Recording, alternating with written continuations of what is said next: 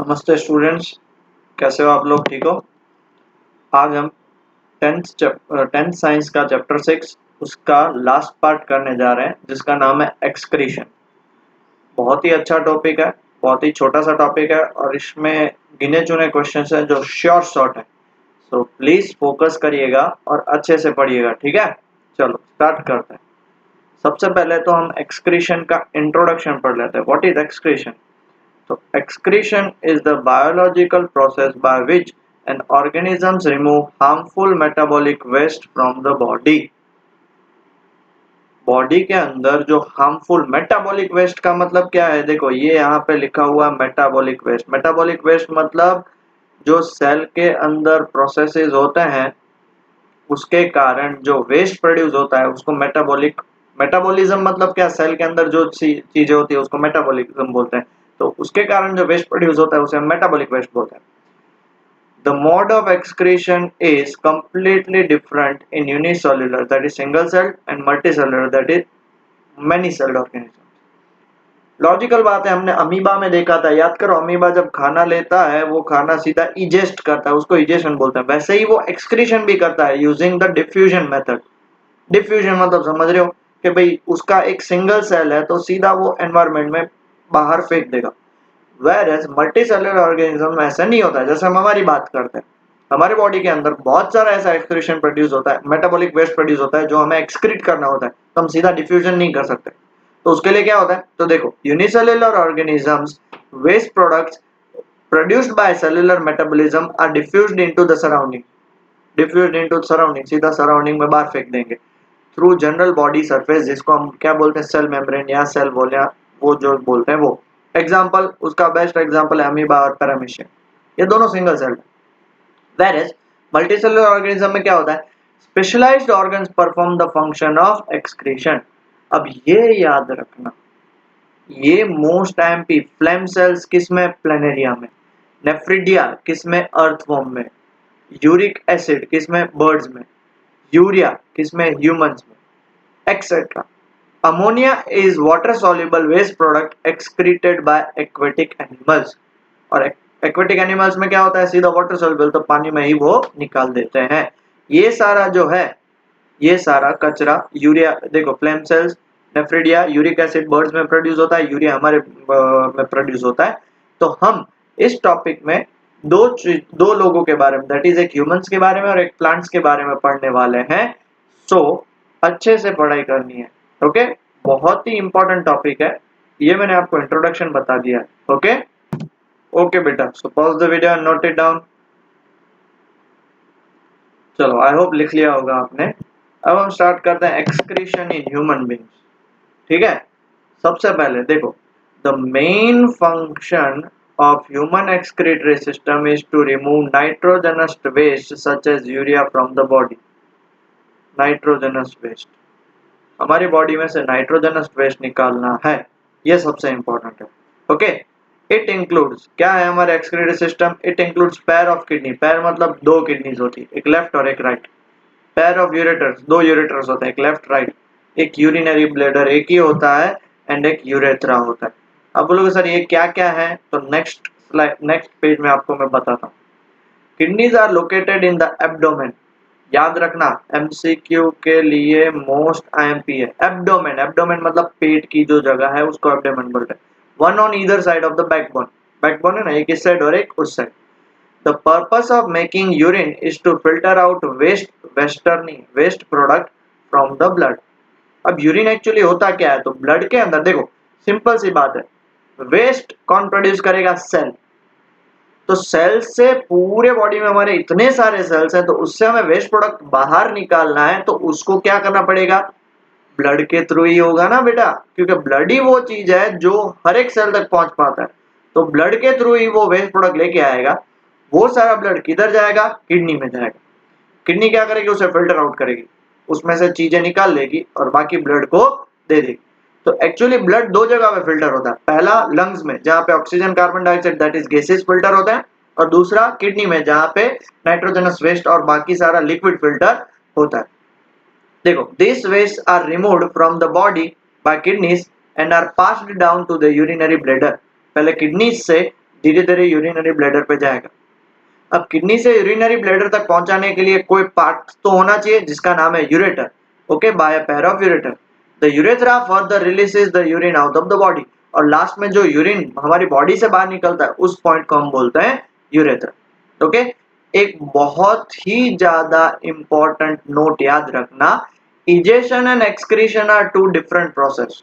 Egestion और excretion दोनों अलग है। इजेशन मतलब क्या, जो हम खाने वाला जो वेस्ट प्रोडक्ट है उसको बाहर निकालते हैं, और एक्सक्रीशन मतलब क्या, नाइट्रोजनस वेस्ट को। देखो लिखा हुआ है, egestion is the discharge of undigested matter from the digestive tract via Anas. Anas के थ्रू डाइजेस्टिव ट्रैक्ट, डाइजेस्टिव जो ट्रैक्ट होता है that is large intestine, small intestine, उधर से बाहर निकालता है इन the form of faeces. Faces नहीं है, ये फीकस है, ठीक है। while excretion is the removal of nitrogenous waste product from the body। excretion क्या होता है, नाइट्रोजनस वेस्ट पूरे बॉडी से निकालना। ओके, बेसिकली इतना क्लियर हो गया सबको। ओके बेटा, then pause the video, note it down, जल्दी से लिख लिया, आगे बढ़े। Okay, most IMP diagram for exam 3 marks. ये डायग्राम है ह्यूमन एक्सक्रीटरी सिस्टम का। देखो आगे हम नेफ्रॉन भी पढ़ेंगे। अब बहुत सारे बच्चे कंफ्यूज हो जाते हैं एग्जाम में, ह्यूमन एक्सक्रीटरी सिस्टम बताया तो यही बनाना है, और नेफ्रॉन बताया तो वो बनाना है। ह्यूमन एक्सक्रीटरी सिस्टम हमने जैसे बात करी थी, पूरे बॉडी में से ब्लड किसके थ्रू फैलता है, तो देख लो ये ऑर्टा के थ्रू, ये दिख रहा है बेटा ऑर्टा, पक्का, ये रहा देखो ऑर्टा, इसके थ्रू फैलता है। ओके, अब ये ऑर्टा के थ्रू ब्लड आएगा नीचे, देख पा रहे हो नीचे आ रहा है, नीचे आ रहा है। वो सबसे पहले किधर जाएगा, किडनी में जा रहा है, दिख रहा है किडनी, ये आपकी है किडनी, दिख रही है बेटा, पक्का। अब वो किडनी में गया तो यहाँ पे वो क्या होगा, फिल्टरेशन होगा उसका, फिल्ट्रेशन हो गया। फिल्ट्रेशन होने के बाद वो धीरे धीरे कहाँ पे आएगा, ये देखो ये यूरेटर है, लिखा हुआ ना, देखो यहाँ पे यूरेटर, ये रहा, वैसे ये भी क्या है यूरेटर, उसके थ्रू नीचे आएगा। और ये ब्लैडर है, वो उसका नाम है यूरिनरी ब्लैडर, में यहाँ पे क्या हो जाता है, स्टोर्ड हो जाता है, स्टोर। और जब तक ये भर नहीं जाता, बराबर है, भर जाता है, फिर ही यूरेथ्रा के थ्रू वो बाहर निकलता है। ये जब तक यहाँ पे पूरा भर नहीं जाएगा तब तक बाहर नहीं निकलेगा। जब भर गया तब हम बाहर निकाल देते हैं। फॉर एग्जाम्पल मैं बताऊं, हमारी बॉडी के अंदर कंटिन्यूसली यूरिन प्रोड्यूस होता है, तो कंटिन्यूसली यूरिन प्रोड्यूस होता है तो बार बार तो फिर थोड़ी देर के बाद तो सुसु वापिस, सुसु वापिस, सुसु तो जा नहीं सकते। तो वो क्या होगा, वो धीरे धीरे यहाँ से नीचे आता जाएगा और यहाँ पे स्टोर होता जाएगा। जैसे ही वो स्टोर हो गया, फिर पूरा फुल हो जाता है, तो वो क्या करेगा, ब्रेन को सिग्नल भेजेगा। और ब्रेन को सिग्नल भेजने के बाद वो ब्रेन को बोलेगा भाई अब फुल हो गया, तो ब्रेन उसको यूरेथ्रा को सिग्नल भेजेगा, और यहाँ से यूरेथ्रा ओपन हो जाता है और वो यूरिन बाहर निकलता है, यूरिन जिसको पास आउट हम बोलते हैं। क्लियर हो गया, पक्का। ये है बेसिक उसका। जो यहाँ पे देखो दो पैर्स हैं, एक लेफ्ट वाला भी है और एक राइट वाला भी है, ठीक है, लेफ्ट राइट दो होते हैं। तो आप देख सकते हो कि दोनों में सेम प्रोसेस होता है, यहाँ से भी नीचे आता है, यहाँ से भी नीचे आता है, फिर यहाँ से नीचे जाके कहाँ पे इकट्ठा हो जाता है, यूरिनरी ब्लैडर में, और फिर उधर यूरेथ्रा के थ्रू बाहर निकल जाता है। क्लियर हुआ इतना, पक्का। ओके बेटा, जो अगर समझ में आ गया हो तो pause the video, note it down फटाफट से। क्लियर, आगे बढ़े, चलो। अब हम बात करते हैं किडनी की। What is kidney? The main organ of human excretory system is kidney, क्योंकि सारा नाइट्रोजनस वेस्ट फिल्टर कौन करेगा, kidney. No doubt human excretory system 4 चीजों से बना है। पहला किडनी, यूरेटर, यूरिनरी ब्लैडर और यूरेथ्रा। बट किडनी ही वो है जहां से वो फिल्टर होता है। यूरेटर तो क्या है, एक पाइप सिस्टम है जहां से पास आउट होगा। यूरिनरी ब्लैडर क्या है, स्टोर हाउस है। और यूरेथ्रा क्या है, बाहर निकालने के लिए। बट जो मेन काम करता है वो कौन करता है, किडनी। अब याद रखना किडनी शेप क्या होता है, it is reddish brown and bean shaped. दिख सकते हो, ये देखो ये बीन शेप्ड आपको दिख रहा है। बीन अब किसी ने खाए हो, नहीं खाया हो तो मम्मी को पूछना बीन क्या होता है, चने जिसको बोलते हैं, अलग टाइप के चने होते हैं तो पूछ लेना, ठीक है। Located towards the back of abdominal cavity, back मतलब एब्डोमिनल में ही कैविटी पर स्टमक के पीछे होता है, okay. One on each side of the backbone, ये भी पता है। अब याद रखना ये चीज, the left kidney is placed a little higher than the right kidney to adjust in the abdominal cavity. अब हुआ ये कि भगवान ने पहले बॉडी बनाना स्टार्ट करी, खाने के लिए क्या करा, स्टमक और वो सब बना दिया, इंटेस्टाइन वो निकालने के लिए, फिर देखा कि किडनी भी जरूरी है, तो वहां पे जो थोड़ी बहुत जगह मिली तो लेफ्ट को क्या किया, लेफ्ट किडनी को थोड़ा ऊपर रखा, राइट किडनी को थोड़ा नीचे रखा, देखो ऐसे रख दिया। क्यों, जगह ही है। आप देख सकते हो, देखो ये डायग्राम में ये लेफ्ट किडनी है और ये क्या है, राइट किडनी दिख रही है, ये लेफ्ट किडनी है और ये राइट किडनी। अभी जगह ही वो है तो हम क्या कर सकते हैं, जगह नहीं थी तो इसलिए उसको ऐसे कर सकते हैं। This asymmetry is caused due to the positioning of liver, और क्योंकि वहां पे फिर जो देखो याद करो, लीवर क्या सिक्रेट करता है, बाइल जूस, तो लीवर भी डाइजेस्टिव सिस्टम की जगह है ना। लीवर इतना बड़ा है, लीवर इतना बड़ा, और उसको जगह फिर पहले तो उसको जगह देनी पड़ेगी, फिर बाकी जगह पे तो किडनी एक इधर रखी और एक इधर रख दी। समझ में आ गया, पक्का, श्योर? समझ में आ गया तो जल्दी से लिख लो, डायग्राम किडनी का नहीं बनाना है, वो हायर स्टैंडर्ड में आएगा। क्लियर, आगे बढ़े। Major functions performed by kidney, क्या क्या किडनी परफॉर्म करता है। Number 1, removing excess of water from the body, जिसको ऑस्मो रेगुलेशन बोलते हैं, रिमेंबर ये याद रखना है, ठीक है। एंड नाइट्रोजनस वेस्ट, दो nitrogenous waste, urea and uric acid from blood in the form of urine. अब देखो हमारी बॉडी 75% पानी से बनी हुई है, कभी कभी ऐसा भी होता है कि हमें ज्यादा पानी नहीं चाहिए, ज्यादा पानी हमारे बॉडी में है तो वो भी बाहर निकालना पड़ेगा। मैं आपको बेस्ट एग्जांपल देता हूँ, यूरिन, आपको पता है यूरिन का कलर क्या होता है, येलो, येलो होता है ना, येलो क्यों, because of urea and uric acid. अब विंटर में ऐसा होता है कि विंटर में जनरली सुसु बहुत लगती है हमें, और आप तब देखोगे तो जो यूरिन होता है उसका कलर क्या होता है, व्हाइट। तो उसका मतलब क्या हुआ कि वहां पे वेस्ट कम है और हमारी बॉडी में क्या ज्यादा है, पानी। वेरस अभी समर का टाइम चल रहा है तो समर के टाइम में आप देखोगे तो यूरिया दैट इज यूरिन होगा, उसका कलर येलो होगा। क्यों, क्योंकि मोस्ट ऑफ द वाटर हमारी बॉडी को जरूरी होता है तो बॉडी ले लेती है, और जो भी सारा चीज बाहर निकलता है वो क्या होता है, urea and uric acid. Urea is the product of nitrogen metabolism occurring in liver, urea जो होता है लीवर में मेटाबॉलिज्म होता है वहां से प्रोड्यूस होता है। दूसरा दूसरा क्या फंक्शन है, maintaining the constant concentration of blood plasma, blood के अंदर जो प्लाज्मा है 55% होता है तो उसको भी कंसंट्रेशन रखने के लिए। तीसरा, regulating the pH of blood, blood भी एक पर्टिकुलर पीएच पे काम करता है। पीएच हम केमिस्ट्री के चैप्टर में पढ़ेंगे, third chapter acid basis and salt, नहीं सॉरी सेकंड चैप्टर है, तो आपको क्लियर हो जाएगा। और चौथा है हेमोस्टेसिस, हेमोस्टेसिस मतलब बॉडी के अंदर एक बैलेंस मेंटेन करना, वो वाटर का होगा, आयंस का होगा, तो वो सब बैलेंस मेंटेन करना वो भी किसका काम है, किडनीज का ही काम है। तो ये 4 मेजर फंक्शंस है। Okay, pause the video and note it down बेटा। ओके, आगे बढ़ते हैं। अब आते हैं हमारे इस टॉपिक के सबसे इंपॉर्टेंट क्वेश्चन, जिसका नाम है नेफ्रॉन।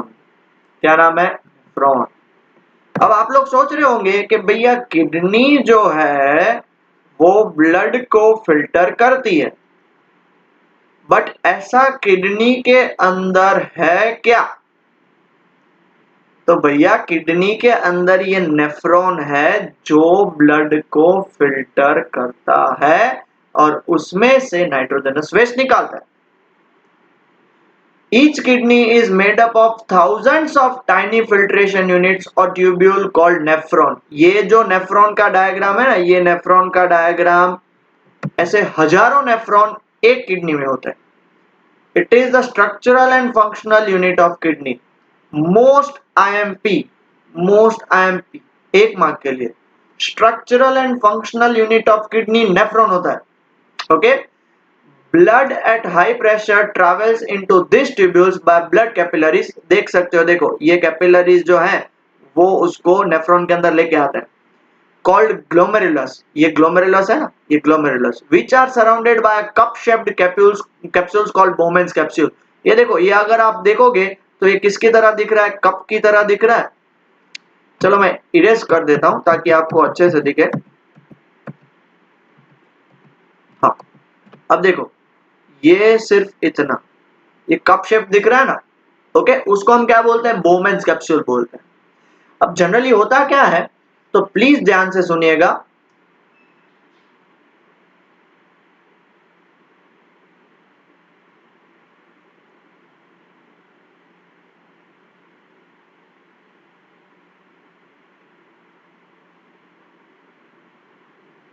अब देखिएगा बेटा, यहां से ब्लड एंटर हुआ, ये ग्लोमेरुलस जो है, ग्लोमेरुलस वो क्या करेगा, एक फिल्टर की तरह काम करता है। किसकी तरह काम करेगा बेटा, फिल्टर। ओके, अब वो क्या फिल्टर करता है, देख लेना बेटा। अगर आपने छलनी देखी होगी चाय बनाने के लिए, पता है चाय बन जाती है, उसके बाद छलनी रखते हैं, फिर उसके अंदर चाय डालते हैं तो वो फिल्टर आउट कर देता है, ऐसा ही काम। अब आपको पता होगा, तो मान लो कि मैंने चाय की जगह पे दूध बना रहा हूं, ठीक है। अब दूध बना रहा हूं तो दूध के अंदर मैंने दूध को उबाला, फिर उसके अंदर मैंने ड्राई फ्रूट्स डाले और बाकी सारी चीज डाली। अब दूध में बहुत सारे लोगों को ऊपर मलाई बन जाती है तो पीने में मजा नहीं आती है, तो वो उसको फिल्टर करते हैं थ्रू छलनी, वो डाल देते हैं। मलाई के साथ साथ आप देखोगे तो बहुत सारे ड्राई फ्रूट्स भी निकल जाते हैं। सेम केस ये ग्लोमेरुलस का होता है, सेम केस इसका भी होता है। ये फिल्टर तो करता है, यूरिया यूरिक एसिड को फिल्टर करेगा, साथ ही साथ बहुत सारा पानी भी फिल्टर कर देगा, बहुत सारे आयंस भी फिल्टर कर देगा जो हमारी बॉडी को चाहिए। और फिल्टर करने के बाद क्या करता है, ये जो पाथवे दिख रहा है, ये पाथवे टेढ़ा मेढ़ा, ये ट्यूब वाला पाथवे, इसके थ्रू पास करता है। अब इसके थ्रू पास करता है तो आप बोलोगे सर इतना बड़ा पाथवे क्यों है, फिर यहाँ पे जाके मिलता है, तो मैं उसका रीजन बताता हूँ। अभी मैंने क्या बोला कि जो अनवांटेड चीजें थी उसके साथ बहुत सारी इंपॉर्टेंट चीज को भी वो फिल्टर कर देगा। अब क्या करेगा कि इतना बड़ा जो पाथवे है वो उसी के लिए रखा है कि वापिस वो उसको इतने बड़े पाथवे में रीएब्जॉर्ब करेगा। रीएब्जॉर्ब मतलब फिर आप क्या करोगे, धीरे धीरे वो मलाई को हटा के बादाम, काजू, दूसरी बादाम, पिस्ता और इलायची सब वापिस निकाल निकाल के दूध में डालोगे ना, वैसे ही ये करता है। ये इतना बड़ा पार्ट इसलिए है ताकि रीएब्जॉर्ब कर सके। कौन रीएब्जॉर्ब कर सके, तो देखो उसके आसपास ये जो आपको देख रहे हैं, ये उसके आसपास ही है। ये कौन है सारी, ये सारी आपकी आर्टरीज है। रीएब्जॉर्ब करके वापस किसके अंदर डाल देगा, आर्टरीज में डाल देगा, और आर्टरीज वापस किस में कन्वर्ट होती है, वेन्स में, और वो वेन्स उसको कहां पे पहुंचाएंगी, हार्ट तक। मतलब ये प्रोसेस जिस जो रीअब्जॉर्ब करता है उसको सिलेक्टिव रीअब्जॉर्प्शन बोलते हैं। किया क्या, वापस ग्लोमेरुलस छलनी की तरह काम करता है, क्या करेगा, अनवांटेड के साथ वांटेड चीज भी निकाल देगा। अब हमारे बॉडी के अंदर तो सब चाहिए, वो क्या करेगा, फिर वापस नीचे भेजेगा, वापस नीचे भेजेगा, और उसके साथ साथ वो धीरे धीरे रीअब्जॉर्ब करेगा। रीअब्जॉर्ब करने के बाद जो फाइनली जो कचरा बचता है उसको वो ये कलेक्टिंग डक्ट में डाल देता है। अब ये कलेक्टिंग डक्ट आप देखोगे, ये देखो प्रॉक्सिमल ट्यूब्यूल याद नहीं रखना है, डिस्टल ट्यूब्यूल भी याद नहीं रखना है, बहुत हाई लेवल का है। याद रखो तो अच्छी बात है कि जो पहला होता है उसको प्रॉक्सिमल ट्यूब्यूल बोलते हैं, और फिल्ट्रेशन के बाद जो दूसरा होता है उसको डिस्टल ट्यूब्यूल बोलते हैं। ओके, एब्जॉर्प्शन से पहले को प्रॉक्सिमल ट्यूब्यूल, एब्जॉर्प्शन के बाद को डिस्टल ट्यूब्यूल। और ये लूप ऑफ हैंडल भी याद रखना, ठीक है। ये पूरी लूप जो बन रही है उसको लूप ऑफ हैंडल बोलते हैं, जो इतनी बड़ी लूप है जिससे वो रीअब्जॉर्ब हो सके।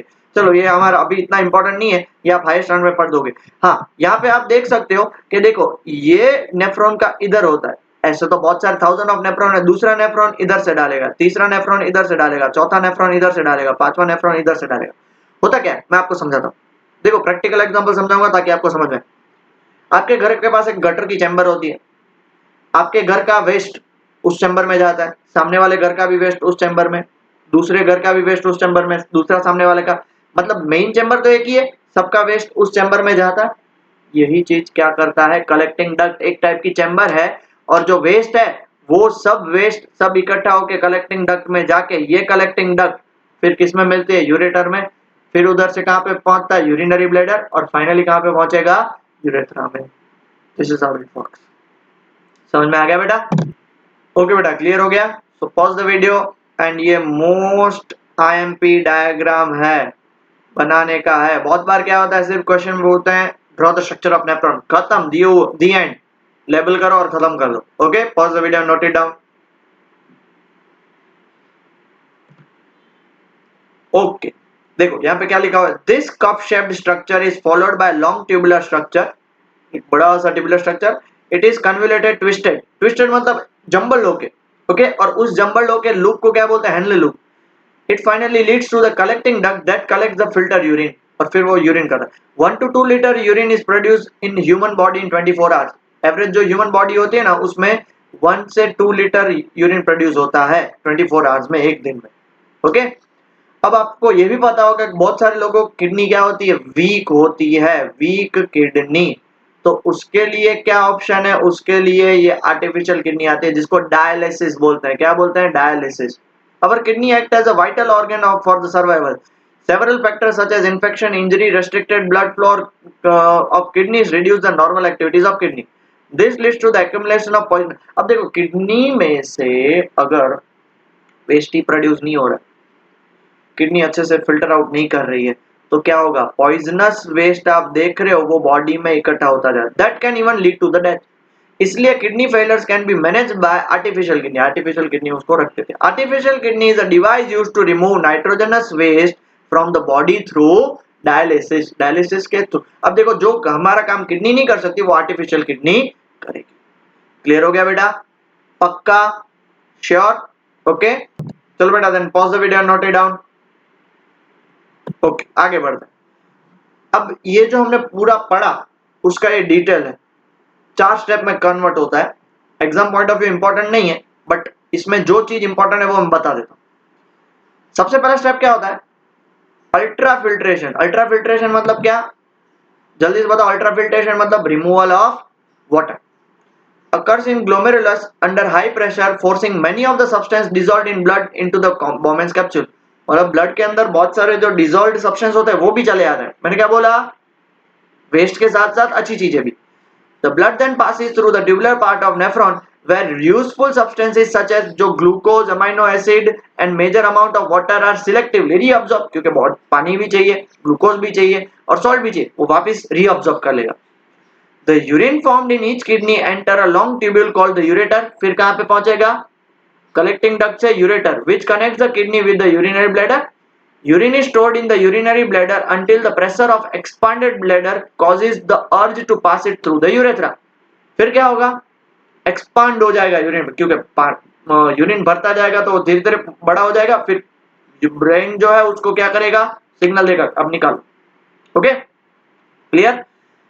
ये जो क्वेश्चन है ना 2 मार्क्स का, most IMP. The amount of water The amount of water that reabsorbed in the body depends on how much excess water is present in the body and the amount of dissolved waste is excreted। हमारी body के अंदर, जैसे मैंने आपको क्या बताया, summer में urine हमारा येलो कलर का होता है। क्यों? बिकॉज हमें वाटर की ज्यादा जरूरत होती है, तो वापस रीअब्जॉर्प्शन ज्यादा होगा। विंटर में हमारे बॉडी को इतनी यूरिन की जरूरत नहीं होती है, इसलिए वो निकाल देगा। इसलिए विंटर में यूरिन का कलर क्या होता है, व्हाइट। तो वो किस पे डिपेंड करता है, 2 चीजों पे, amount of water present in the body and the amount of dissolved waste excreted. As the bladder is muscular, it is under the control of nervous system, hence we can usually control the urge of urinate। कभी-कभी गाड़ी में बैठे होते हैं और urine लगी होती है, फिर भी नहीं कंट्रोल करके बैठे रहते हैं, नहीं हो रहा, नहीं हो रहा, नहीं हो रहा, फिर बोलेंगे रोको रोको रोको, आधे घंटे के बाद रोकता है, फिर हम जाते हैं। तो वो हमारे अंडर में, कंट्रोल में, इसलिए हम उसको रोक सकते हैं। क्लियर हुआ? पक्का? चलो please pause the video and note it down बेटा। ओके, अब लास्ट टॉपिक इस चैप्टर का, बहुत ही बड़ा चैप्टर था और आज के लिए भी लास्ट टॉपिक है, वो है excretion in plant. Like human beings and other organism, plants also excrete various waste products during their life processes. Plants भी लिविंग थिंग है, वो भी लाइफ प्रोसेस करेंगे, नो डाउट। ह्यूमंस के जितने नहीं करेंगे, बट करेंगे तो सही, वो भी एक्सक्रीट प्रोड्यूस करते हैं। देख लो बेटा, एक बात समझो, जो हमारे लिए इंपॉर्टेंट है, वो मे बी प्लांट के लिए वेस्ट हो सकता है। मैं आगे समझाता हूँ। These waste products are these waste products are excreted by plant in completely different form than those of the animals as given follow. Animals में अलग होता है, प्लांट्स में अलग होता है। पहले देखो gaseous waste product.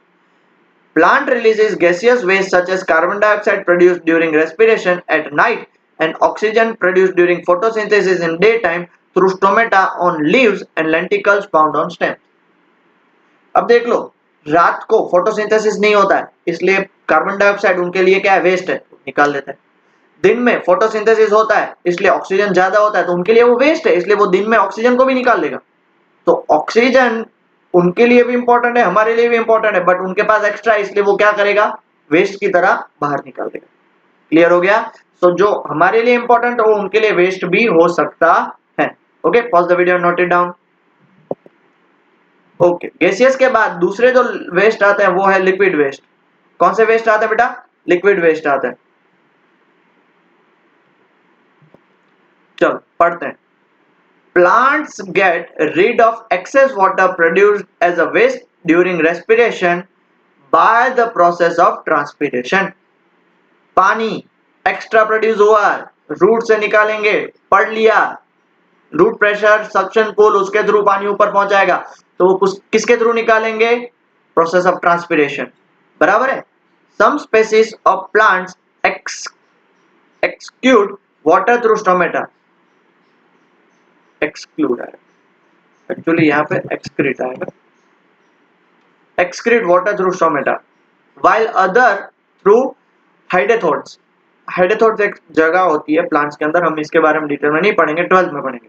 Plants also store waste substance in old xylem as resins and gums. आपने देखा होगा बहुत सारे प्लांट्स है ना, उनका बार्क, उनकी स्टेम काफी स्टिकी होती है, तो वो वेस्ट प्रोडक्ट रेजिन्स और गम्स के फॉर्मेट में भी ओल्ड जाइलम मतलब पुराने जाइलम में स्टोर करके रखते हैं।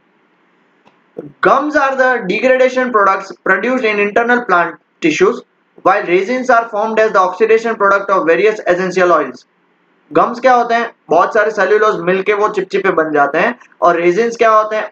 बहुत सारे प्रोडक्ट्स का ऑक्सीडेशन होता है तो वो ऑयल में कन्वर्ट हो जाता है, ऑयल्स का ऑक्सीडेशन होता है तो वो धीरे धीरे लिक्विड में कन्वर्ट हो जाता है। फॉर एग्जाम्पल देखो, ये याद रखना, rubber plant is the common example of plant which executes latex. Execute मतलब वो एक्सक्रीट करेगा, एक्सक्यूट का मतलब एक्सक्रीट करेगा। लेटेक्स, टायर इंडस्ट्री, केरला में गए होंगे तो उनको आइडिया होगा, ऐसे वो कट मारते हैं, ठीक है, एक कट मारते हैं जिसके थ्रू वो बाहर निकलता है और धीरे धीरे धीरे लिक्विड बाहर आता जाता है एज एन एक्सक्रीटरी प्रोडक्ट। वो प्लांट के लिए एक्सक्रीटरी है, ट्री के लिए एक्सक्रीटरी, उनको कोई काम का नहीं है, हमारे लिए मोस्ट अहम भी बात हो गई ना, हमारे लिए इंपॉर्टेंट, उनके लिए नहीं है। Plants also excrete some essential oil like sandalwood oil, clove oil, etc. as their product. Sandalwood oil उनके लिए किसी काम का नहीं है, वो वेस्ट है, वो बाहर निकालेंगे, हम ले लेंगे और बहुत महंगा बिकता है। वैसे ही क्लोव ऑयल उनके लिए किसी काम का नहीं है, हमारे लिए इंपॉर्टेंट है, उसको हम सेल करते हैं, ठीक है। और तीसरा जो है वो है solid waste product. Some plants store waste substance in the cellular vacuoles and in tissue with dead cells. बहुत सारे डेड सेल्स होते हैं ना, वो क्या करेंगे पता है? वो उसको उसके अंदर वेस्ट स्टोर कर देंगे, वेस्ट स्टोर कर देंगे, उसके बाद वो क्या करेंगे, उसको धीरे धीरे धीरे धीरे फेंक देंगे। अब आपको पता है बार्क ऑफ द ट्री धीरे धीरे गिर जाती है, वो क्या होता है?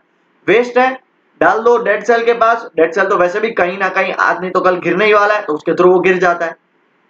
वेस्ट प्रोडक्ट्स में also be stored with in leaves, barks etc. which fall off or get rid by plants. Leaves भी देखा होगा आपने, लीव्स भी क्या होती है, बहुत सारी लीव्स गिर जाती है, हमको लगती है सर ये ग्रीन कलर की लीव, नई नई लीव है तो गिर क्यों गई? द रीजन इज वो लीफ जो है उसके अंदर क्या है बेटा? वेस्ट, और वो वेस्ट किसी काम का नहीं है, इसलिए वो लीफ को गिरा देते। Same case happens with the fruit also. Fruit भी, पका हुआ फ्रूट गिर जाता है, सारे नहीं, कोई कोई, उसके अंदर भी क्या होता है? वेस्ट। आप उसको तोड़ोगे तो वो क्या होगा? बिगड़ा हुआ होगा, तो उसको क्या करे? प्लांट, प्लांट के पास दिमाग होता है, नो डाउट, ब्रेन नहीं होता, बट उनके पास भी ऐसा तो मैकेनिज्म होता है कि उनको पता चले कि वो वेस्ट है तो उनको बाहर निकाल देते हैं। Plants excrete some solid water substance, waste substance है, ये वेस्ट आएगा, through the soil around them. Soil के थ्रू भी वो बाहर निकाल देते हैं। क्लियर हुआ? चलो pause the video, note it down बेटा। Okay, last and final 2 marks का most IMP question, useful plant waste. बराबर है, ऐसा ही क्वेश्चन आता है कि what are the plant waste that are useful for us. पहला, plants like oak store their excretory products as tanning in the trunk which is used in treatment of leather. Leather बनाने के लिए जो use करते हैं tanning, वो plant store करके रखते हैं, उनके किसी काम का नहीं है। Essential oils excreted by plants such as sandalwood oil, olive oil, clove oil etcetera are widely used in household purpose, ये भी हमने देख लिया। Gums from the plants are widely used to make adhesives, चिपकाने के लिए। Resins are used to make varnishes, glazing, resins मतलब समझो चमकाने के लिए जो होता है ना, वो ये है। And last, natural rubber is used as raw material in the tyre industry. Natural rubber से, उसके अंदर भले नेचुरल रबर पूरी यूज नहीं करते, उसके अंदर थोड़ी बहुत चीज डालते हैं और उसके बाद उसको वो यूज करते हैं कहां पे? टायर इंडस्ट्री में। ओके, सो यहाँ पे हम ये चैप्टर को खत्म करते हैं। आई होप आपको ये चैप्टर अच्छे से क्लियर हो चुका है। हमने पहले न्यूट्रिशन पढ़ा, फिर रेस्पिरेशन पढ़ा, फिर ट्रांसपोर्टेशन पढ़ा और फिर लास्ट में एक्सक्रीशन पढ़ा। मतलब हमने हमारी बॉडी के अंदर जो भी इंपॉर्टेंट जो सारी चीजें होती है, मैकेनिज्म होता है, प्रोसेसेस होते हैं, वो हमने सब पढ़ लिए। ये बहुत ही अच्छे से पढ़ाई करना, बहुत ही इंपॉर्टेंट चैप्टर है। आपको आगे 11th 12th बायोलॉजी लोगे तो बहुत ही ज्यादा काम आएगा। क्लियर हो गया? Okay, that's all for today. अच्छे से पढ़ाई करो और प्लीज टेक केयर।